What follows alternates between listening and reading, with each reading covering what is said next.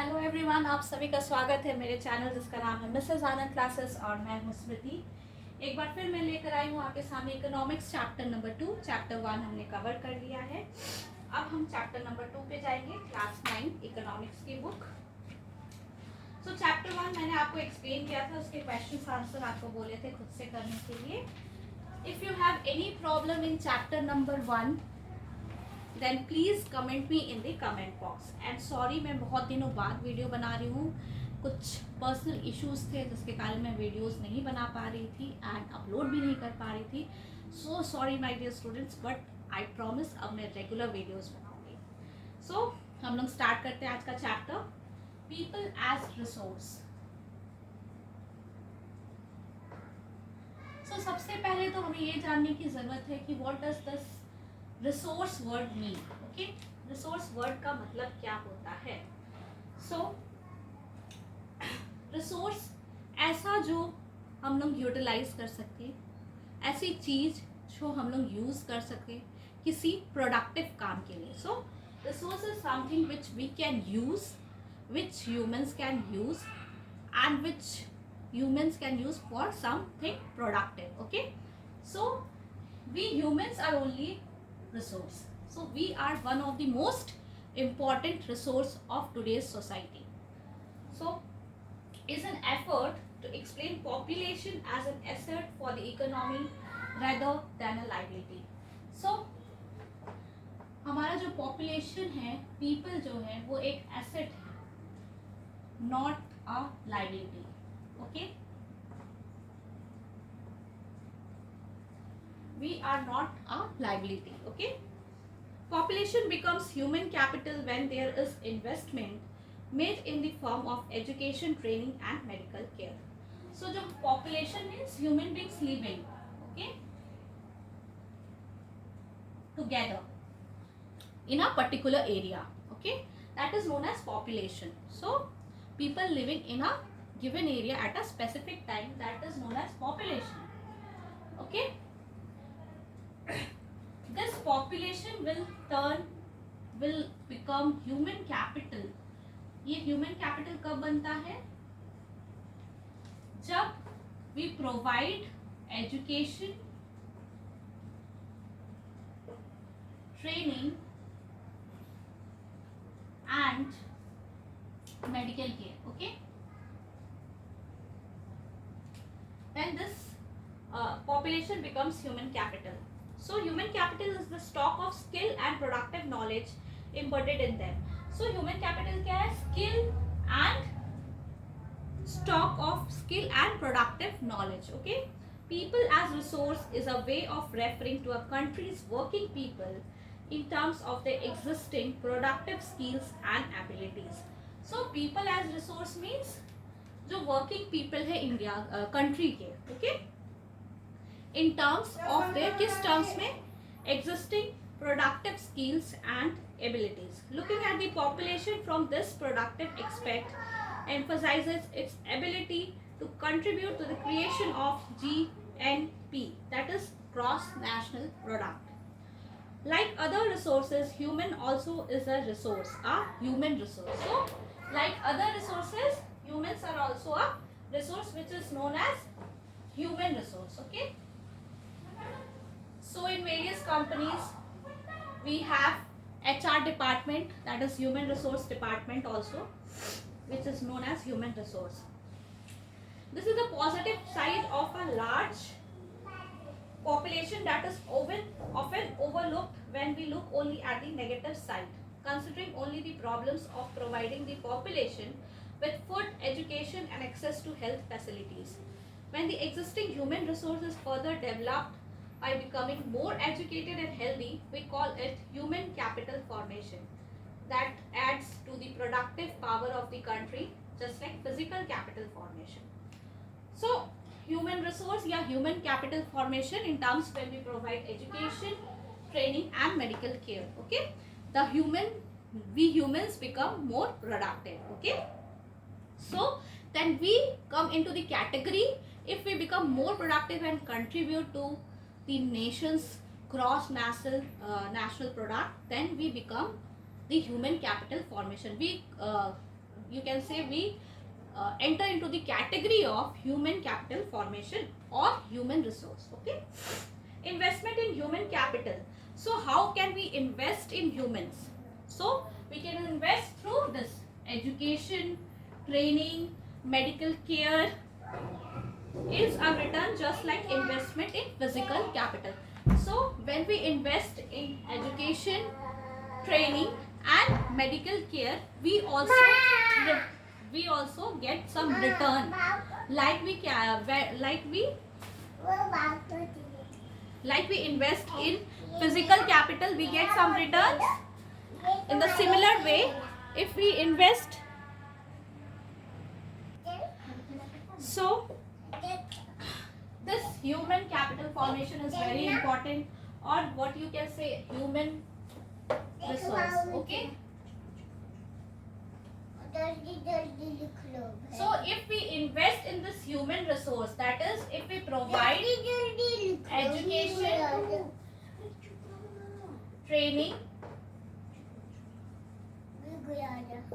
and medical care, then we can expect in return something. Okay, just like if we invest in some physical capital, we expect some return. So if we invest in human, that is education, training and medical care, we can expect that this productive knowledge will make them a great resource, will help the country to grow in all aspects. Okay, this can be seen directly in the form of higher incomes earned because of higher productivity of the more educated or the better trained persons, as well as the higher productivity of healthier people. So you can see the product or result in terms of higher income, okay, or we can see them as great health. Okay, so great health is also something which is very much required or necessary. Okay, so India's green revolution is a dramatic example of how the input of great knowledge in the form of improved production technologies can rapidly increase the productivity of scarce land resources. India's IT revolution is a striking instance of how the importance of human capital has come to acquire a higher position than that of material, plant and machinery. So, not only do the more educated and healthier people gain through higher income, society also gains in other indirect ways, because the advantages of more educated or a healthier population spreads to those also who themselves are not directly educated or given health care. In fact, human capital is in one way superior to other resources like land and physical capital. Human resource can make use of land and capital. So we humans are a great resource because we can use other resources in a more productive way if we have the correct knowledge, correct skills, correct techniques. So we will be more productive in utilizing the other resources which are more of in renewable nature. Renewable in nature. Okay.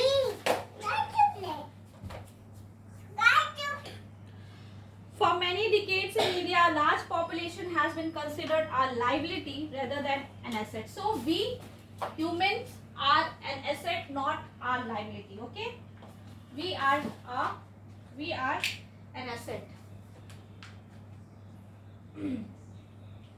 But a large population need not be a burden for the economy. It can be turned into a productive asset by investment in human capital.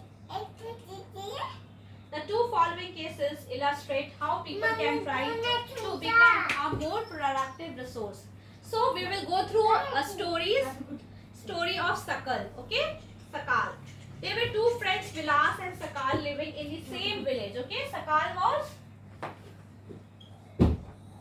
12-year-old. Okay, he was 12-year-old. His mother Sheila looked after domestic chores. Okay. His father Bota Chaudhary worked in an agricultural field. Sakal helped his mother in domestic chores. He also looked after his younger brother Jitu and his sister Situ. His uncle Shyam had passed the matriculation examination but was sitting idle in the house as he had no job. Gutta and Sila were eager to teach Sakal. They forced him to join the village school, which he soon joined. He started studying. So, basically, the summary of this story is Sakal started studying and he completed his higher secondary examination.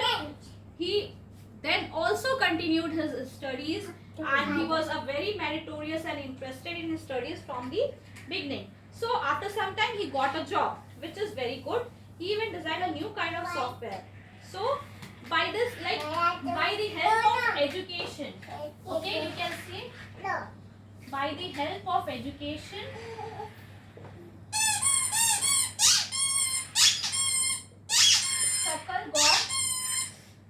Sakal got job, okay, got job in a prestigious company, okay,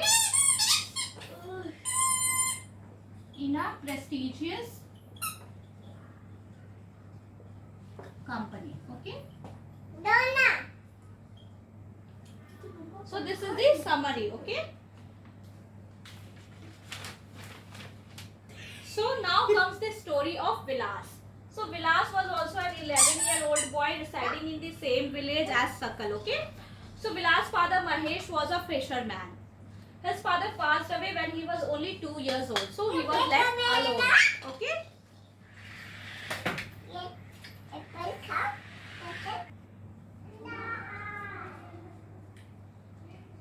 So Vilas' father Mahesh was a fisherman. So he was only 2 years old, Vilas, when his father passed out. Okay, he was only 2 years old. So his mother Geeta sold fish to earn money to feed the family. She bought fish from the landowner's pond and sold it in the nearby mandi. She could earn only rupees 150 a day by selling fish. His mother could not afford to take him to the doctor. He could not go to school either. So in the case of Vilas, it was like he was not able to go to school, okay, because of his conditions, financial conditions, social conditions. Because of these issues, he was not able to go to school. So Vilas was forced to sell fish in the same village. So in the case of Sakal, we came to know that he studied in school.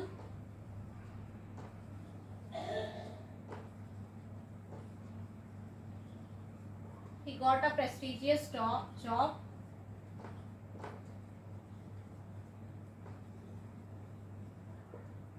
But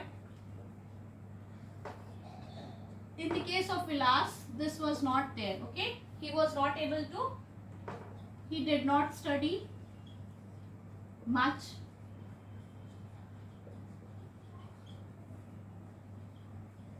And so he was forced to sell fish, okay, because of his financial conditions.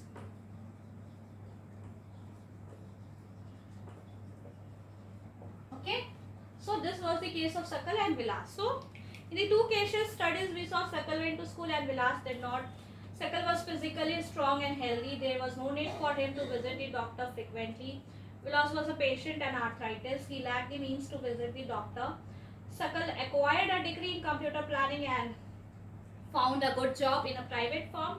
While Vilas continued with the same work as his mother, he earned a meager income like his mother. So in the case of Sakal, several years of education and hard work added to the quality of labor.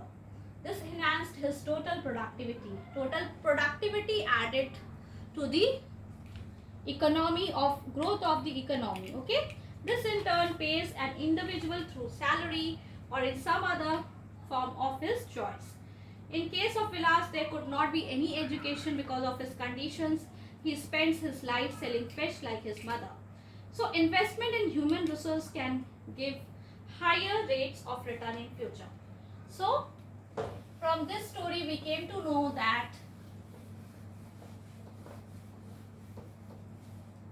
investment in human resource can give higher return in future. Okay.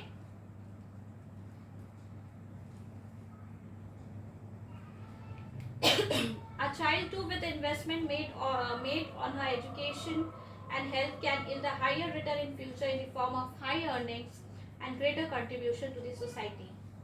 This is because they have realized the importance of education for themselves. They are also conscious of, so in this whole thing we came to know this, like education is the basic, or you can say the most important part in contributing to human resource. So in today's world, in today's era, you can say education is the backbone of the society, you can say. Without education you can't do anything until unless you have a great mind. Okay, otherwise you will not be able to do anything in life. Countries like Japan have invested in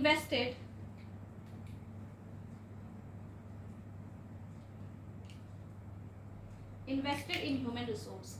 They did not have any natural resource. So Japan does not have any natural resource. So what they did, Japan invested in human.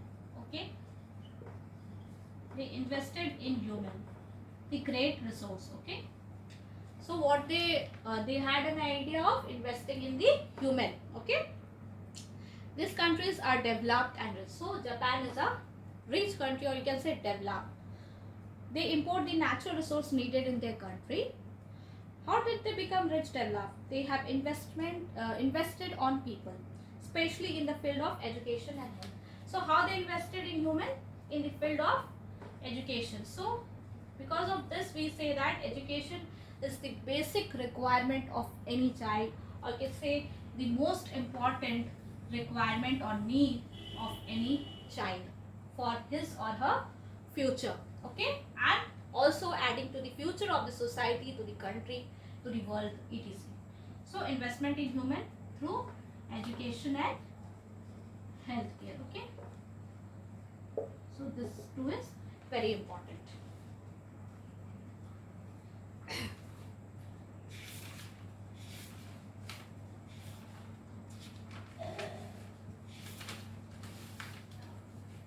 So economic activities by men and women.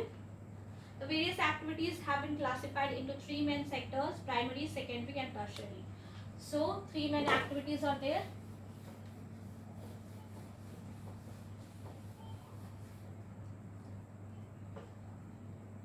Major activities, you can say.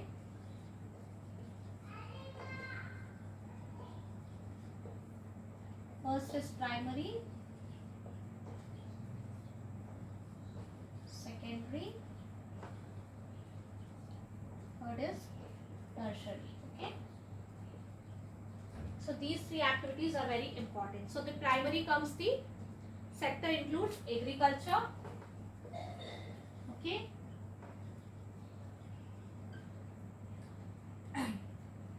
forestry, animal husbandry, mining, quarrying. Okay, animal husbandry,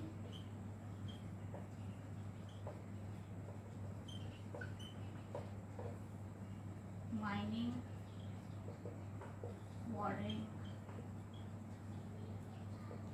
Secondary, trade, transport, communication.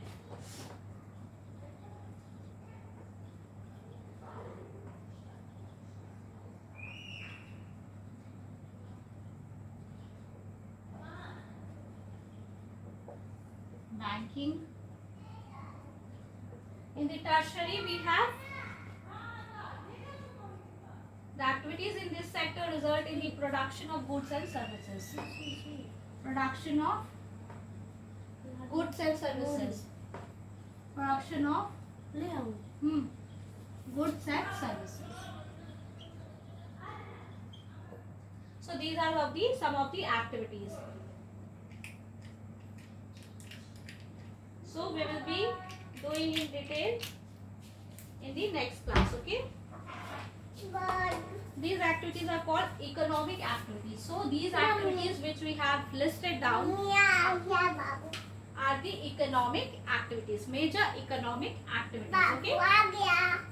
Market activities involve remuneration to anyone who performs activity performed for pay or profit. Okay. Okay.